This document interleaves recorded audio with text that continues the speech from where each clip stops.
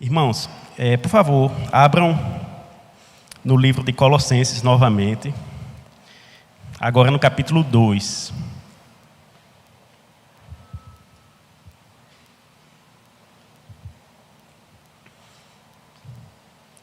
Colossenses 2.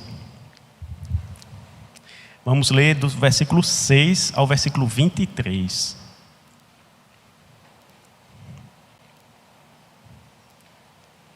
Diz assim a palavra de Deus: Ora, como recebestes Cristo Jesus, o Senhor, assim andai nele radicados e edificados e confirmados na fé, tal como fostes instruídos, crescendo em ações de graças. Cuidado que ninguém vos venha a enredar com sua filosofia e vãs sutilezas, conforme a tradição dos homens, conforme os rudimentos do mundo e não segundo Cristo. Porquanto nele habita corporalmente toda a plenitude da divindade. Também nele estáis aperfeiçoados. Ele é o cabeça de todo o principado e potestade. Nele também fostes circuncidados, não por intermédio de mãos, mas no despojamento do corpo da carne, que é a circuncisão de Cristo, tendo sido sepultados juntamente com ele no batismo, no qual igualmente fostes ressuscitados mediante a fé no poder de Deus que o ressuscitou dentre os mortos.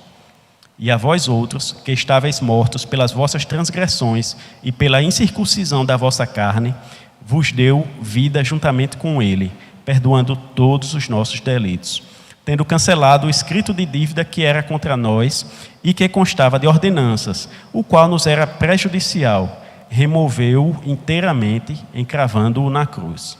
E, despojando os principados e as potestades, publicamente os expôs ao desprezo, triunfando deles na cruz. Ninguém, pois, vos julgue por causa de comida e bebida, ou dia de festa, ou lua nova, ou sábados, porque tudo isso tem sido sombra das coisas que haviam de vir. Porém, o corpo é de Cristo.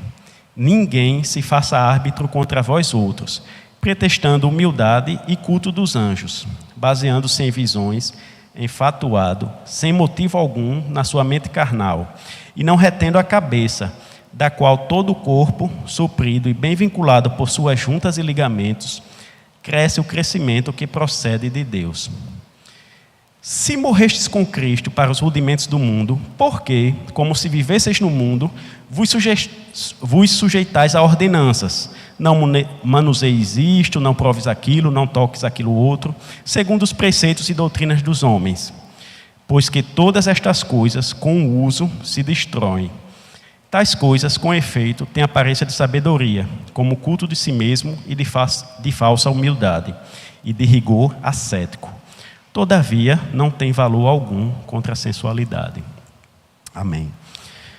Senhor nosso Deus, uma vez mais, Senhor, eu rogo o Teu nome, Senhor, para que o Senhor fale conosco, Senhor. Apesar, Senhor, da fraqueza, da limitação deste instrumento, Senhor, fala conosco nesta manhã, Senhor, a começar em mim, em nome de Jesus. Amém. Meus irmãos, a gente vai pensar um pouco. Nós lemos uma parte do capítulo 1, na leitura alternada, e agora lemos a maior parte do capítulo 2 de Colossenses. E é bom a gente, como sempre, ter o contexto, né? Saber o que se trata essa carta, por que ela foi escrita. A carta de Colossenses, ela foi escrita por Paulo enquanto ele estava preso, provavelmente no seu aprisionamento em Roma, por volta do ano 60 depois de Cristo. E ele recebeu, não foi ele que fundou a igreja de Colossos, certo? Quem era o pastor da igreja era Epáfras, que é mencionado aqui na carta. E Epáfras, muito provavelmente, foi convertido por meio da pregação de Paulo em Éfeso, e fundou a igreja em Colossos. E alguns anos depois, Epáfras foi levar um relatório, como era comum, da situação da igreja para o apóstolo Paulo. E essa carta é a resposta apostólica ao relatório que Epáfras levou. E o que foi que Epáfras disse? Primeiro, ele ele elogiou muito a igreja de Colossos. Ele disse que é uma igreja que aceitou o evangelho, que suporta a perseguição, que tem crescido na fé. Só que essa igreja estava passando por alguns problemas de infiltração de heresias. E é interessante que a gente conhece a maior parte das heresias pelo nome, né? São heresias que apareceram e foram combatidas especificamente. A gente conhece arianismo, sabelianismo, enfim. Mas é curioso que, com relação ao que estava acontecendo em Colossenses, em Colossos, a gente não sabe exatamente qual era a heresia. Não era uma heresia unificada. Na verdade, estava havendo a confluência de vários ensinos. E aí, o que a gente sabe é pelo conteúdo do que Paulo respondeu. E o que é que a gente sabe? Que lá na igreja, lembre que a gente está falando aqui de uma igreja gentílica, ou seja, composta basicamente de gentios, mas também havia muitos judeus nessa região, que é no Vale do Líquen, onde hoje fica a Turquia. E um dos problemas, como era comum aqui nessa fase da igreja primitiva, um dos problemas eram os judaizantes, que eram aqueles que insistiam que, ok, você aceitou a Cristo, você é gentio, ótimo, bênção, mas tem um detalhe, você precisa cumprir todos os ritos da lei de Moisés. Você precisa se circuncidar, você precisa participar das festas, ir para Jerusalém 3 vezes ao ano, como todo judeu. É por isso que, como a gente leu, fala de restrição de alimentos, de festas. Você tem que guardar o sábado como um judeu guarda. E esse era um dos problemas. Mas a gente também vê da leitura aqui que não era só isso. Tinha também uma espécie de gnosticismo. O gnosticismo, gente, foi a maior ameaça à igreja cristã nos primeiros séculos. A gente vê já nas cartas mais tardias do Novo Testamento, a gente vê Pedro, a gente vê João, e aqui a gente vê Paulo já combatendo esse gnosticismo inicial. O gnosticismo, resumindo para o que interessa a gente aqui, ele pregava a bondade do espírito e a maldade da matéria. Ou seja, eles provocavam um dualismo e separavam a carne e o espírito, o corpo e a alma. E diziam que o espírito é bom e a carne não presta. Por isso vem o ascetismo. Paulo falou aqui de rigor ascético. Todo mundo sabe o que é ascetismo, né? Vocês já viram aquelas pessoas que se retiram do mundo, que se autoflagelam, não é? Que fazem jejuns prolongados, quase à beira da morte. Tudo isso estava sendo colocado lá para os colossenses como uma necessidade para eles alcançarem um progresso na fé cristã. Veja que esse é o ponto. Estava sendo dito àquela igreja que Cristo não era suficiente. Ok, vocês aceitaram a Cristo? Tá. Isso é um primeiro passo. Mas para vocês crescerem, para vocês avançarem na fé, no conhecimento, vocês precisam participar de determinados rituais. Vocês precisam seguir determinados métodos. E aí, além disso tudo, envolvia também a adoração a anjos, a restrição alimentar. Você não pode comer isso, aquilo, como na lei cerimonial do Antigo Testamento. E aí, Paulo, o objetivo da carta de Colossenses é dizer para aquela igreja e dizer para nós hoje: Cristo é suficiente. É interessante que no capítulo 1, a gente leu parte dele, não foi? No capítulo 1, Paulo tinha afirmado, olha só, a total supremacia e a singularidade de Cristo.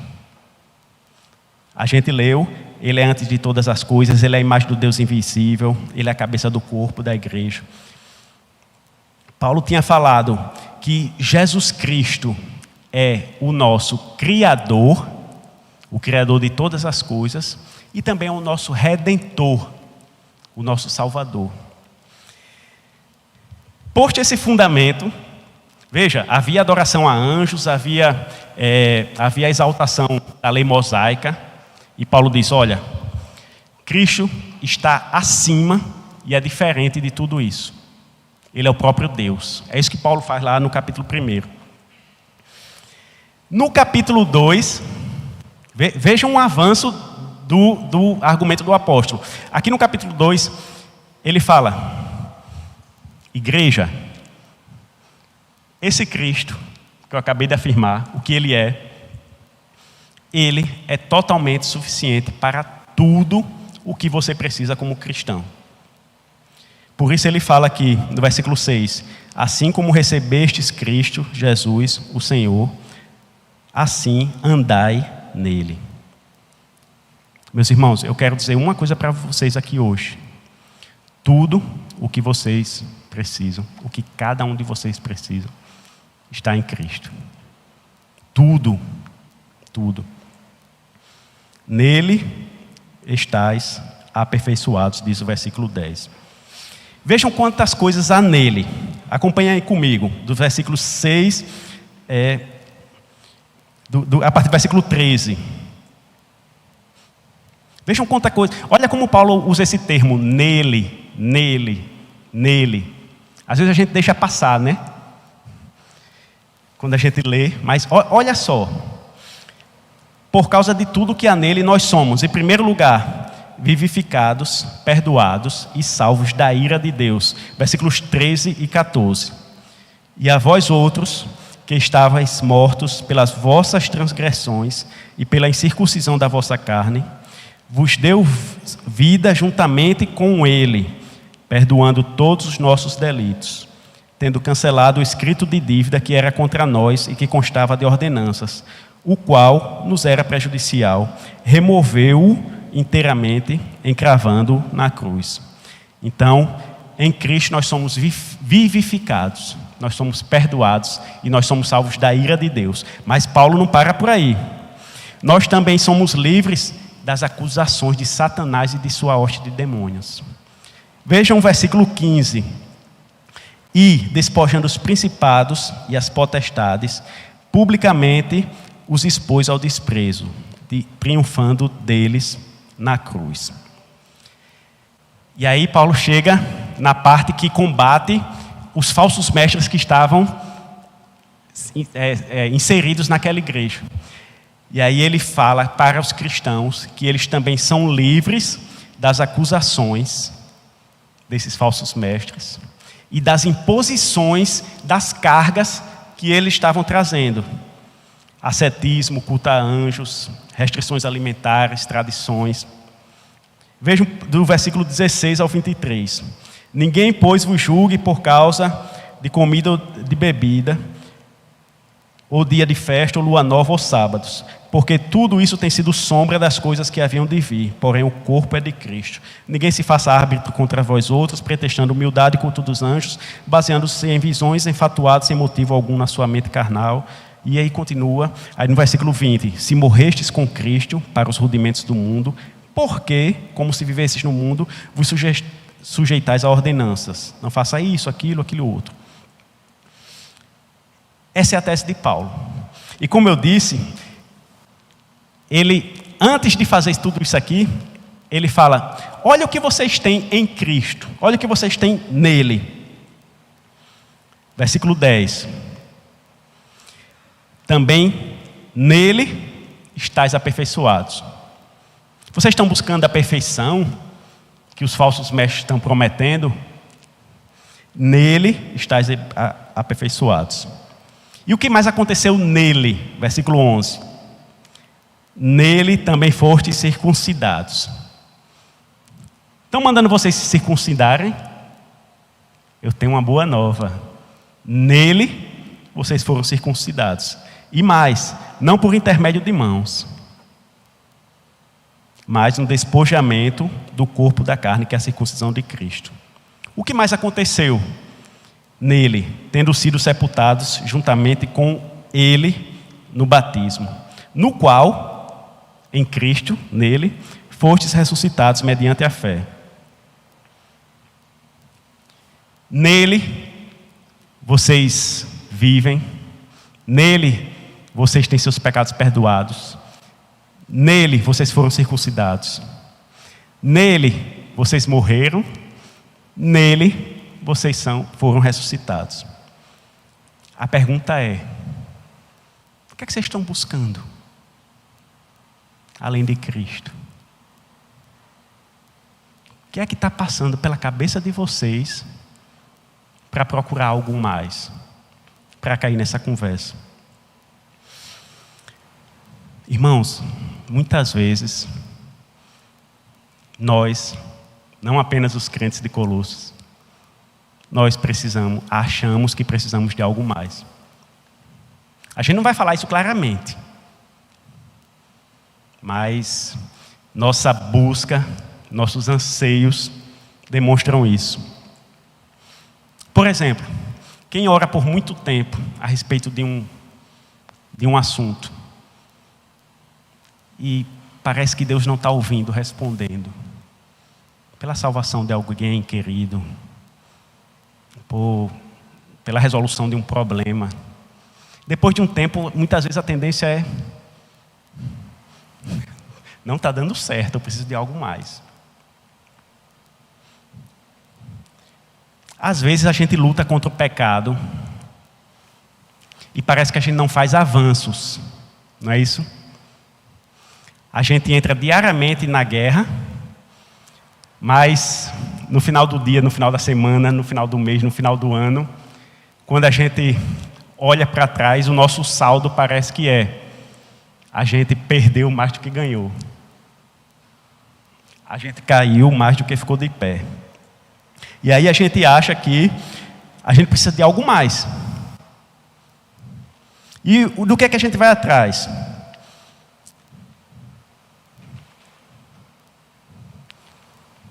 Muitas vezes a gente vai atrás a gente acha que precisa de uma experiência dramática com o Espírito Santo.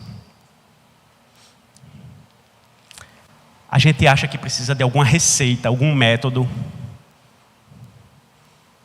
E aí vejam, o mercado cristão de livros, de vídeos, tem 1000 ofertas a oferecer, pagando o preço justo. Não estou dizendo que tudo isso é errado não, gente. Algumas dessas coisas não são ruins em si. E para um acampamento de homens não é ruim. É um evento.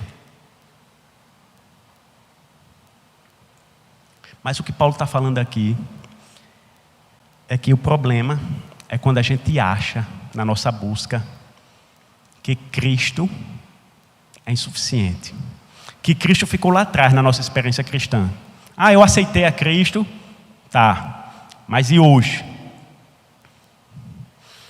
Irmãos,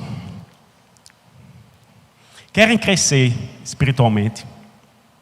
E eu estou fazendo essa pergunta para mim também, tá? Quer ser mais maduro, mais constante, mais coerente? Você quer estar totalmente satisfeito,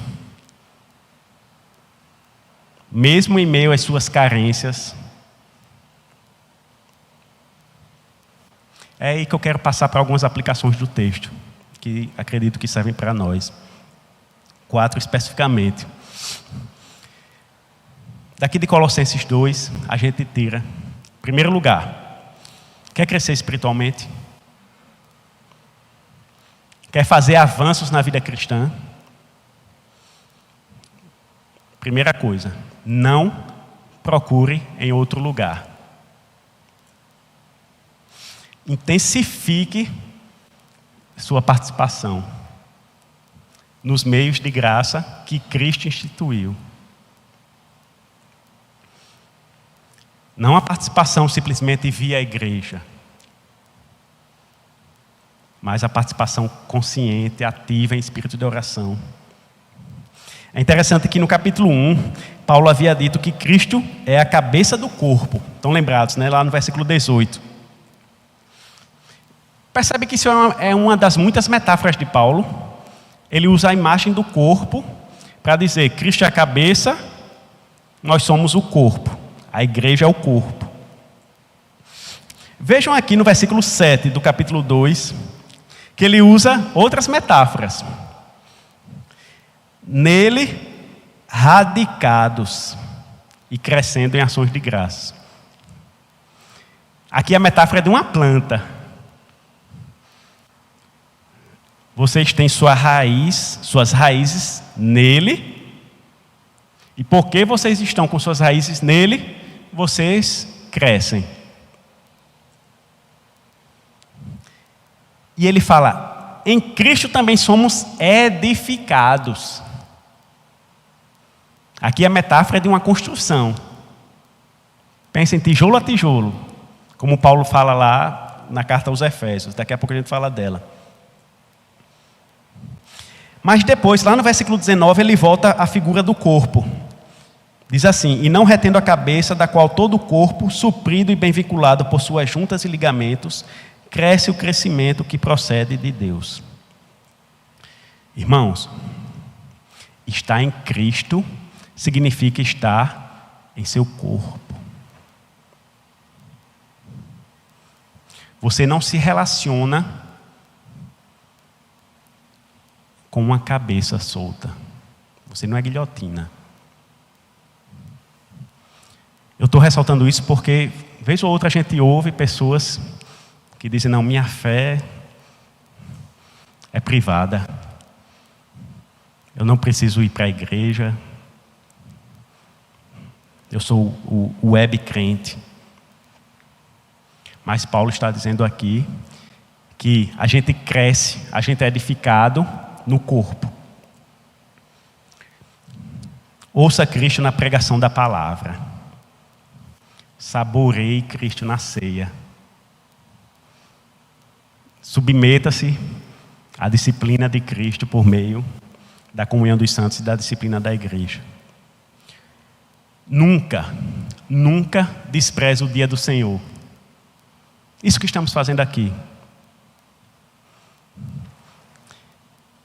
A pregação da palavra, os sacramentos. Esses são os meios que o cabeça da igreja instituiu para nos abençoar. Nada substitui isso.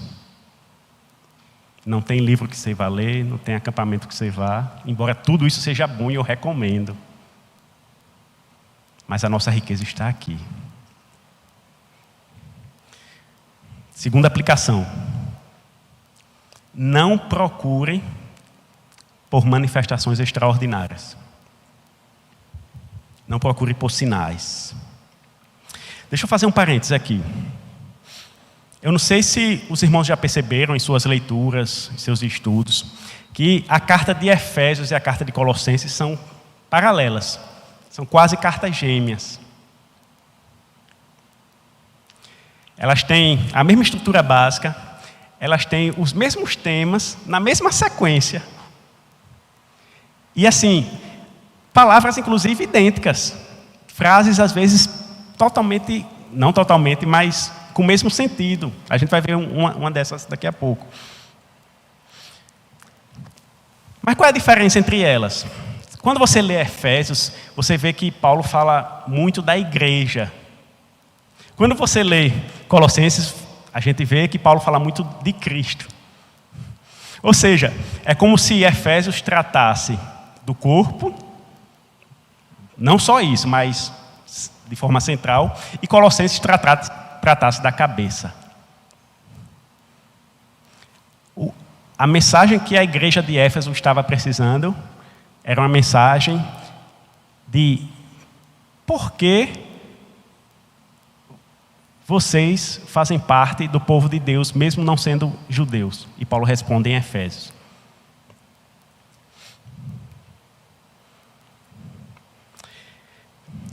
Vamos lá para Efésios 5.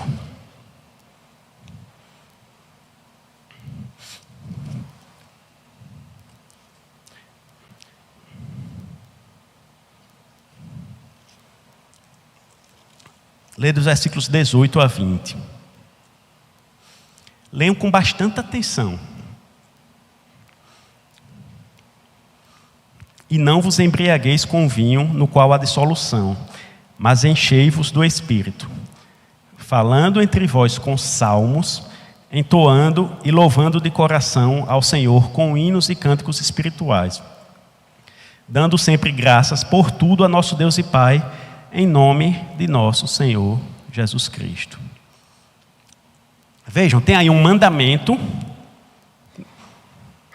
em forma, na verdade, 2 mandamentos, né? Em forma negativa, não vos embriagueis com vinho, mas tem um mandamento positivo aí, qual é? Enchei-vos do Espírito. E aí depois Paulo fala, o que é que deriva de quem é cheio do Espírito? E aí ele fala que algumas coisas acontecem. O que essa pessoa fala, ela canta e ela dá graças. Não é isso que está dizendo aí? Falando, cantando, dando graças. Por que eu estou citando esse texto? A gente conhece bem essa ordem, enchei-vos do Espírito. Mas, como é que isso se parece na prática? O que é uma pessoa cheia do Espírito? Às vezes a gente não sabe responder, né? Volta lá para Colossenses.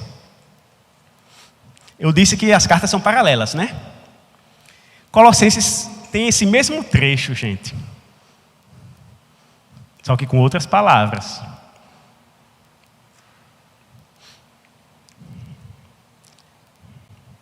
Colossenses 3, versículos 16 e 17. Habite ricamente em vós a palavra de Cristo. Instruí-vos e aconselhai-vos mutuamente em toda a sabedoria, louvando a Deus com salmos e hinos e cânticos espirituais, com gratidão em vosso coração. E tudo o que fizerdes, seja em palavra, seja em ação, fazei em nome do Senhor Jesus, dando por Ele graças a Deus Pai. Estão vendo que, de novo aqui tem um mandamento, de novo o que deriva desse mandamento. Pessoas falando determinadas coisas, cantando determinadas músicas e dando graças a Deus. E o que é legal aqui?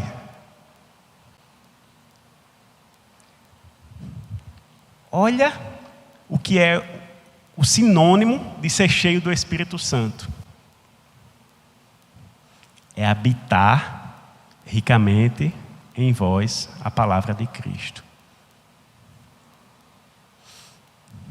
Às vezes se criam mirabolantes ideias para o que é uma pessoa cheia do Espírito Santo. É uma pessoa que quase levita. Mas Paulo está dizendo aqui, ser cheio do Espírito Santo é encher-se de Cristo e de sua palavra. Terceira aplicação. E aqui de novo a suficiência de Cristo. Terceira aplicação. Não use aquela liberdade afirmada lá no final do capítulo 2, como a gente leu, de Colossenses, para o famoso não me julgue. Sabe, todo mundo conhece, né? Ou até já fez isso, infelizmente. É aquela pessoa que quer pecar livremente. E aí parece que a Bíblia dela só tem um versículo. Não me julgue. Ela se defende assim, não me julgue. Mas olha só. Quando Paulo fala que ninguém, pois, o julgue, ninguém se faça árbitro contra vós outros. Porque vocês se sujeitam a ordenanças, não façam isso, aquilo. Paulo não está defendendo uma liberdade para pecar. Nem uma liberdade para você se desconectar da igreja, da exortação mútua, da disciplina. Ele está dizendo que você é livre de determinadas ideias, filosofias, ideologias, ensinos. Você é livre para não se sujeitar aos falsos mestres. Paulo estava falando com pessoas que querem ser mais santas, e não o contrário. E ele disse, olha, vocês querem ser mais santos, e aí estão buscando tudo que é método, que é estratégia, rituais, ascetismo, culto a anjos. Mas olha o que Paulo diz lá no final, no versículo 23. Tais coisas, com efeito, têm aparência de sabedoria, como culto de si mesmo e de falsa humildade e de rigor ascético. Todavia, não tem valor algum contra a sensualidade.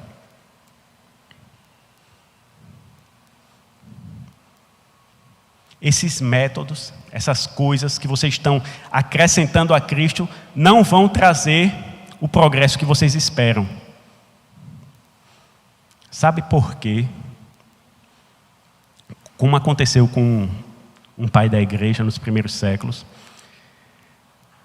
que para fugir das suas concupiscências, ele resolveu ir para um mosteiro afastado, só para descobrir que ele levou tudo no seu coração e na sua mente. Isso não funciona.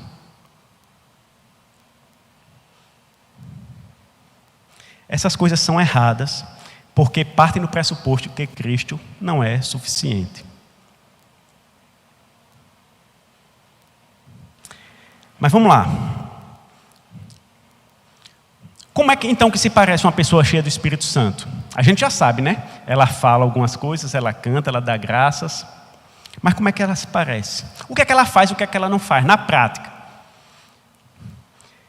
Tipo, a carta, o seu desenrolar parece que é muito teórico, né?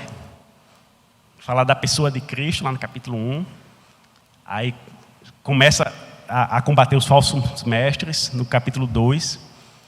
Mas o cristão podia estar, Paulo, mas eu estou esperando algo mais hoje, na minha vida cotidiana. O restante da carta responde.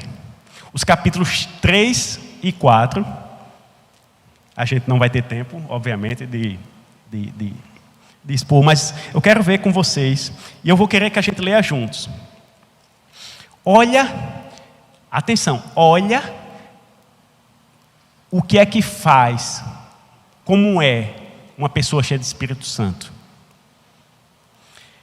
Primeiro, Paulo diz o que deve estar na mente e no coração dessa pessoa. Versículos 1 a 3 do capítulo 3. Vamos lá, todos juntos? Portanto, se fostes ressuscitados juntamente com Cristo, buscai as coisas lá do alto, onde Cristo vive, assentado à direita de Deus. Pensai nas coisas lá do alto, não nas que são aqui da terra, porque morrestes e a vossa vida está oculta juntamente com Cristo em Deus. Ele já começa falando da mente, do que está no seu interior. Não é uma questão de atitude externa. Apenas tem que começar na mente. E aí Paulo diz, a pessoa cheia do Espírito Santo pensa nisso. E aí depois, ele usa a imagem de roupa. Paulo gosta de metáforas. Ele usa a imagem de vestir, tirar e vestir roupa. Quando aparecem aí os termos, a gente vai ler despojar-se, ele está dizendo assim, tirem como se fosse uma roupa suja. Tirem determinadas coisas. Aí depois ele diz, e revistam-se de outras coisas. Vejam que é a imagem justamente desse tirar e colocar. E aí vamos ver primeiramente o que não deve fazer parte da nossa vida. O que devemos tirar e jogar fora.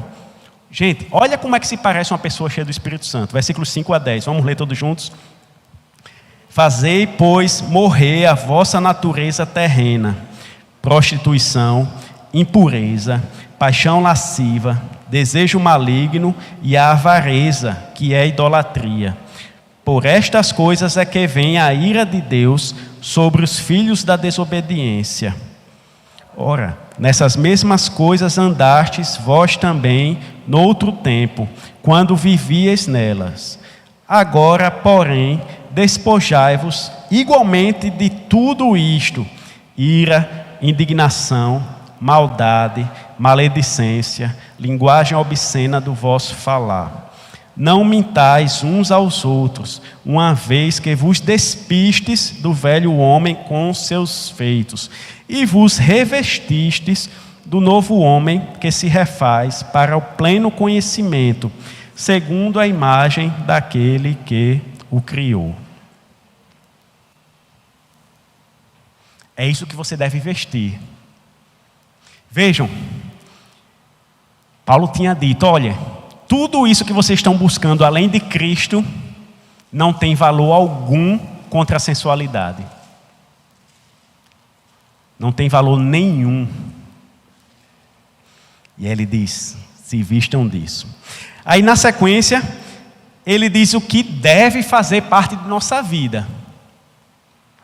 Vamos ler dos versículos 12 ao 15.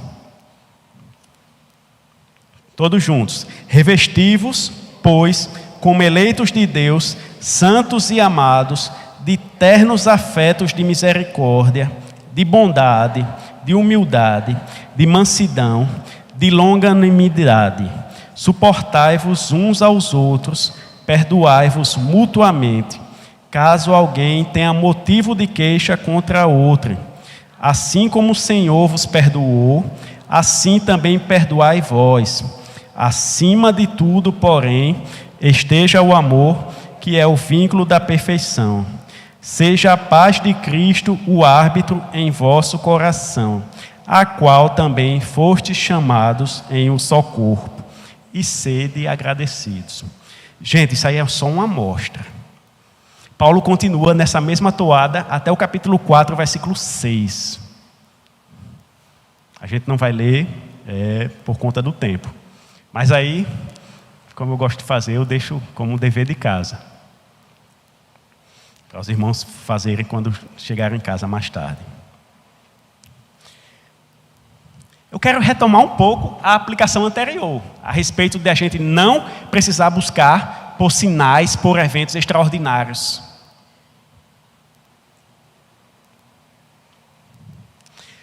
Irmão, sinceramente,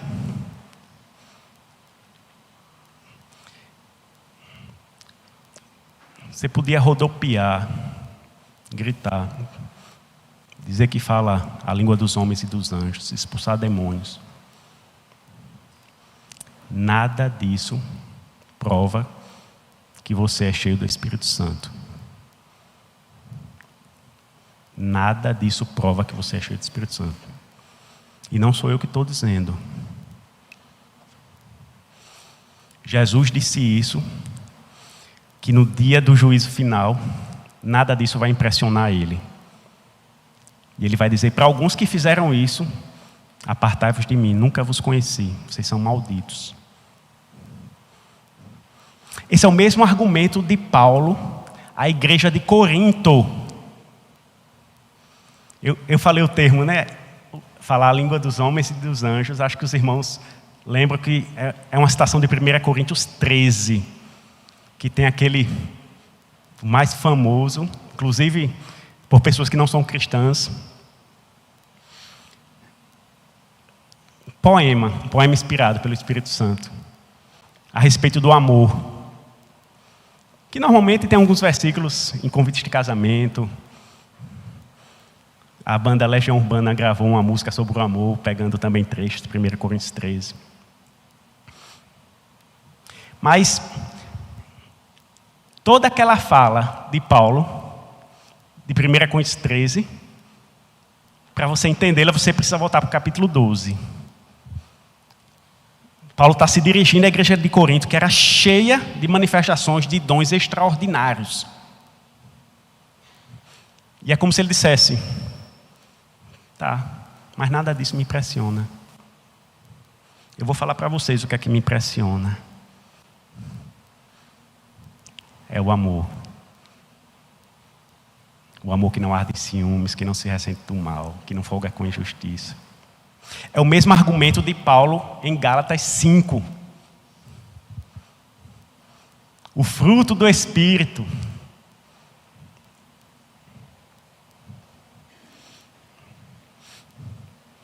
Sabe o que é que demonstra que você é cheio do Espírito Santo?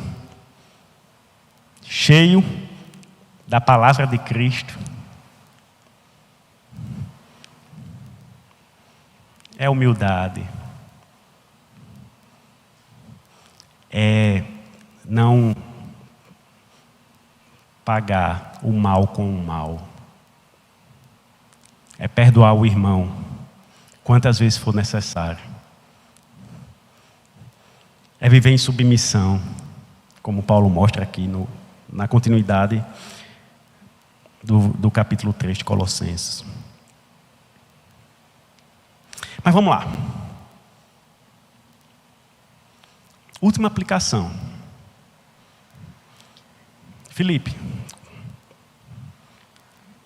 e o que é que eu faço? Até estou entendendo aí. Mas, como Paulo foi prático, me diga, finalmente, como é que eu posso ter mais de Cristo?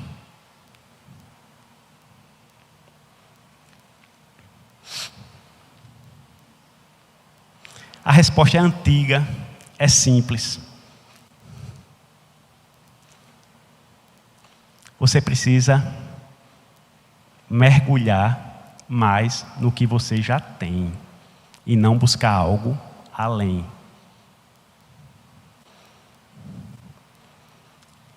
Você precisa se aprofundar na palavra de Cristo.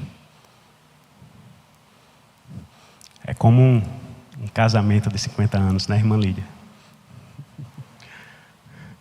Cada dia, com o tempo passando, mais você se aprofunda naquela pessoa. Meu irmão, você está em guerra por uma vida mais santa,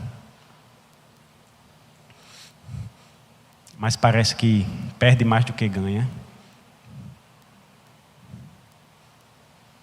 Cristo é suficiente para você. Minha irmã, você está chorando que não aguenta mais. Parece que os olhos não têm mais lágrimas. Você está à beira do desespero, cansada.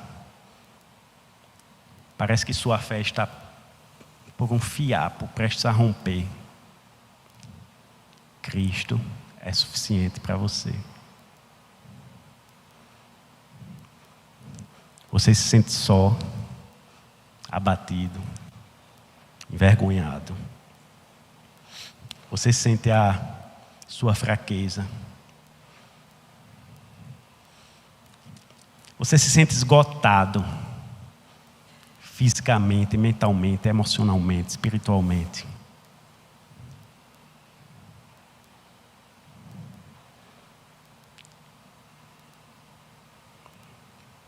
Cristo é suficiente para você.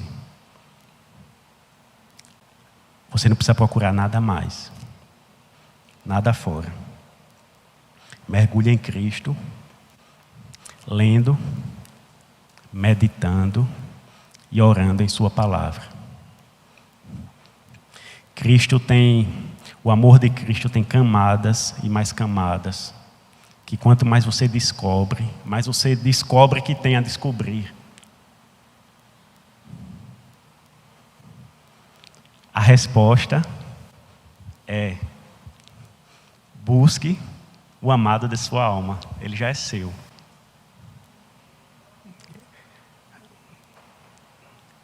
Nele estão ocultos, escondidos, todos os tesouros da sabedoria e do conhecimento. Toda a graça, todo o amor, tudo que você precisa. Eu sei do que cada um de nós precisa. A gente precisa mais de Cristo. Eu não vim dizer nenhuma novidade. O que a gente mais precisa é ouvir as coisas antigas. Eu lembro de uma fala do pastor batista americano Paul Washer, ele dizendo que um casal foi no gabinete dele para se aconselhar, e ele ouvia, e aí em determinado momento ele disse: vocês precisam orar mais e ler mais a Bíblia. E aí eles continuaram falando, e aí ele, esperando o que é que o pastor ia dizer, vocês precisam orar mais e ler a Bíblia. Ele falou isso umas 3 ou 4 vezes, até que o rapaz meio que se invocou, disse: estou perdendo tempo aqui, né? Aí disse: você só tem isso para dizer? Aí o pastor disse: agora eu confirmei, vocês precisam orar mais e ler a Bíblia. É o caminho antigo. É o caminho antigo. Meus irmãos, como a gente está fazendo esse passeio por Colossenses, Paulo, ele escreve em 2 momentos aqui do capítulo 1 e do 2, orações que ele fez e que ele fazia pela igreja de Colossenses. E eu quero ler, para encerrar, essa é a minha oração para nós, para cada um de vocês e para mim. Vamos lá para Colossenses 1, versículos 9 ao 12. Essa é a minha oração para a igreja do Farol. Por esta razão, também nós, desde o dia em que o ouvimos, não cessamos de orar por vós e de pedir que transbordeis de pleno conhecimento da sua vontade, em toda sabedoria e entendimento espiritual, a fim de viverdes de modo digno do Senhor, para o seu inteiro agrado, frutificando em toda boa obra e crescendo no pleno conhecimento de Deus, sendo fortalecidos com todo o poder, segundo a força da sua glória, em toda perseverança e longanimidade com alegria, dando graças ao Pai, que vos fez idôneos à parte que vos cabe de herança dos santos na luz. Capítulo 2, versículos 2 e 3. Para que o coração deles seja confortado e vinculado juntamente em amor, e eles tenham toda a riqueza da forte convicção do entendimento, para compreenderem plenamente o mistério de Deus, Cristo, em quem todos os tesouros da sabedoria e do conhecimento estão ocultos. Essa é a minha oração para nós.